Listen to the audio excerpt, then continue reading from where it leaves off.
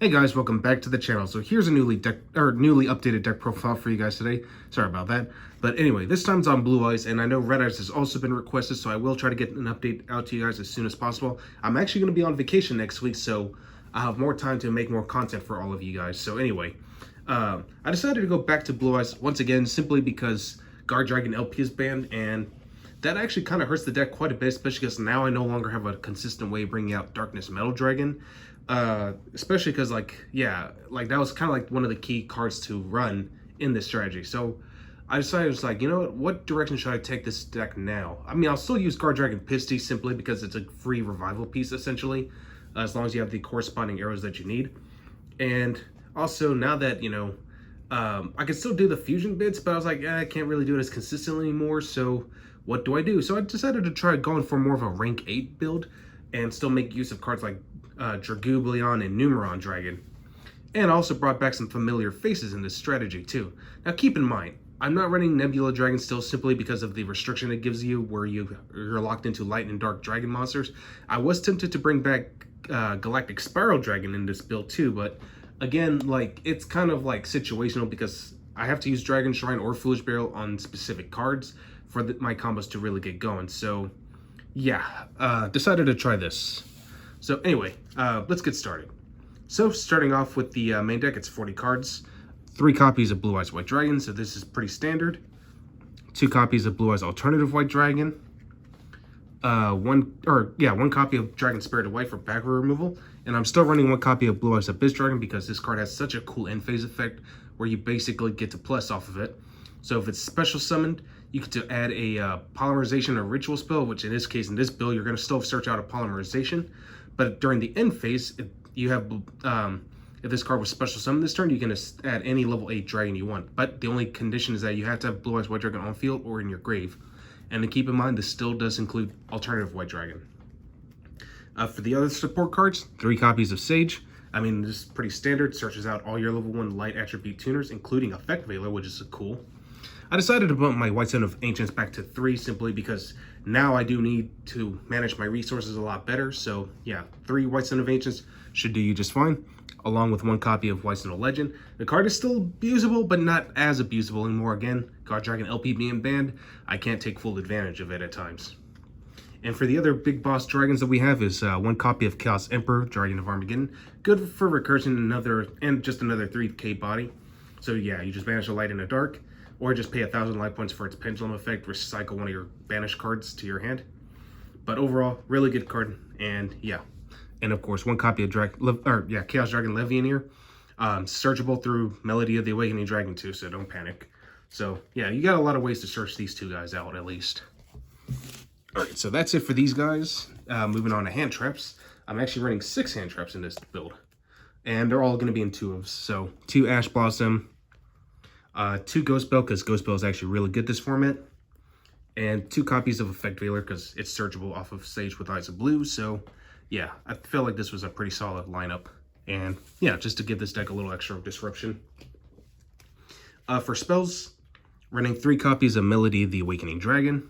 Just discard a card and search out 2 dragons, one with at least 3,000 or more attack points, or 2,500 and less defense. So yeah, triple trade in, good for draw power. Still running World Legacy Guardragon at 3 simply because it's revival, and you're going to be using this mainly on your stones, so why wouldn't you be running this? And plus, if you can manage to pull off Guardragon Pisty, it's a good way just to change its zone. 3 copies of Return of the Dragon Lords, also a great revival piece, and it's added protection for your dragon type monster, so yeah, definitely take advantage of it.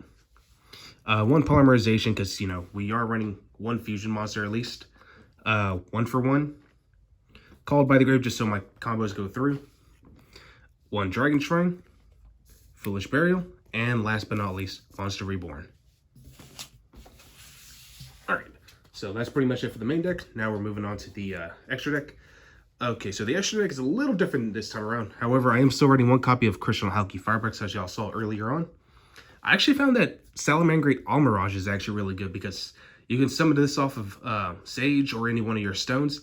And not to mention it has a protection effect too. So actually not a bad card to really consider. So yeah, definitely try it out, see what you guys think. And yeah, like I said, I like it, and plus with the arrows, it actually does come up. So yeah, on Mirage, you know, it's a little experimental, but this deck is always subject to change anyway. So like I said, just give me your thoughts and what do you guys think, really.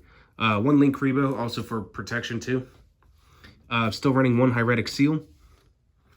Still running one Guardragon Elpy, like I mentioned, and of course, got to run Saryuja. It's still not hard to bring this card out whatsoever, so you should be able to pull it off, but when it happens, it happens. And sometimes you don't even need to go into Saryuja at all, so yeah. For the Synchros, I'm only running two of them, actually. Blue Eyes Spirit Dragon, and of course, the Azure Ice Silver Dragon, just to go along with it. And for the only fusion monster I'm running is Twin Burst Dragon.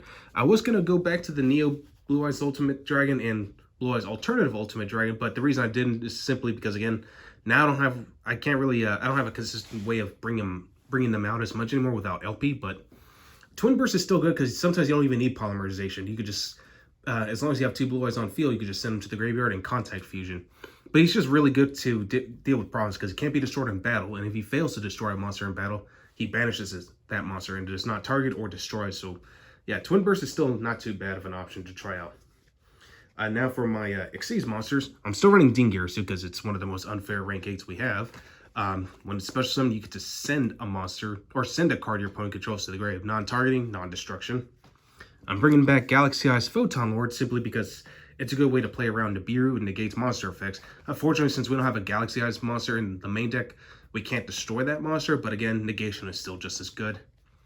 Also running Galaxy Eyes Tachyon Dragon. Has a pretty cool battle effect, but we're not using it for that reason. We're actually just using it for fodder for our Dragublion, which actually, moving on, we're going to be playing one copy of Hope Harbinger. Actually, getting ahead of myself. One Dragublion, and of course, our win condition is going to be Numeron Dragon, because it's just good for an OTK. And yeah, you use some of this off of Dragublion's effect. So, yep, that's pretty much it. Alright, so now moving on to the side deck. The side deck has some significant changes, so yeah, this is where things got a little confusing for me. Because like I said, I was trying to analyze the meta, trying to figure out what's good against what, and I think I figured out what it is. So still running Lancia. Lancia is still just good because it deals with banishment, and Tri Brigade do have a form of disruption that basically banishes a card you control. So yeah, Lancia is a good way to just kind of defend yourself against that. Against the Drytron matchup, even Tri Brigades too. Drone Lockbird. For any like massive board that has like multiple negates, Dark Ruler No More, or you can go for Forbidden Droplets if you have it. For back row heavy strategies, still running 2 copies of Twin Twisters and a Harpy's Feather Duster. Now for a new edition, I'm also running Royal Decree. Now this is just to deal with traps in general, not just specific for back row heavy strategies. This kills the Tri Brigade trap card. This kills Shaddol Schism. Any form of Floodgate that could really hurt you. So Royal Decree is a really good card. And as a card that hasn't been in my deck in a long time, Skill Drain. This card throws so many people off, especially because like you could pretty much just win with Blue Eyes White Dragon by itself, especially because it's not going to be affected by Skill Drain whatsoever. So yeah, Skill Drain can pop up from time to time, and if you can manage to keep the pressure going, you should be able to win. So anyway, that's all I got for you guys today. So hopefully you guys enjoyed this, and I will catch you guys again next time.